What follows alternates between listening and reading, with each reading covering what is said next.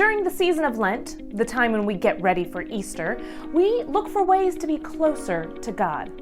To help us accomplish this here on Chapel Chats, we have been interviewing people who have had relationships with and received promises from God. Through hearing their stories, we have been able to learn more about the character of God. Weeks ago, we met with Sarah, the wife of Abraham and the mother of Isaac. She put a huge amount of trust in God, and maybe even more trust in Abraham, and left her home for a new land that God promised to them. After years of not being able to have children, God promised that she would have a son, and she did. Through her story, we learned that God always keeps God's promises. Next, we met Moses, the long-winded savior of the Israelites. Moses trusted God and not only led the Israelites out of slavery, but led them through the desert for many long years. Through Moses' story, we learned that even when we mess up, when we grumble, pout, disrespect, God still looks for ways to reach out to us.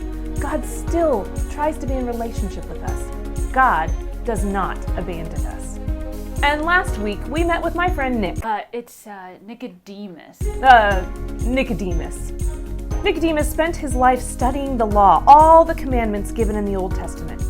But through his conversations with Jesus, Nicodemus began to understand that following God was about more than just obeying the laws. Following God meant loving God and loving your neighbor. Nicodemus' story reminds us that Jesus came to show us how to follow God. So what does all this tell us about the character of God? These stories tell us that our God is a God of fulfilled promises and new things. God has continuously tried new ways to connect with God's children. And when one way wasn't working, God tried something new. In the Bible, God promised us through the words of Jeremiah that God would always be our God. That God would forgive us when we needed forgiving, and that we would truly know God.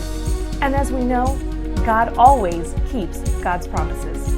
We are approaching the end of Lent, but we're not there yet.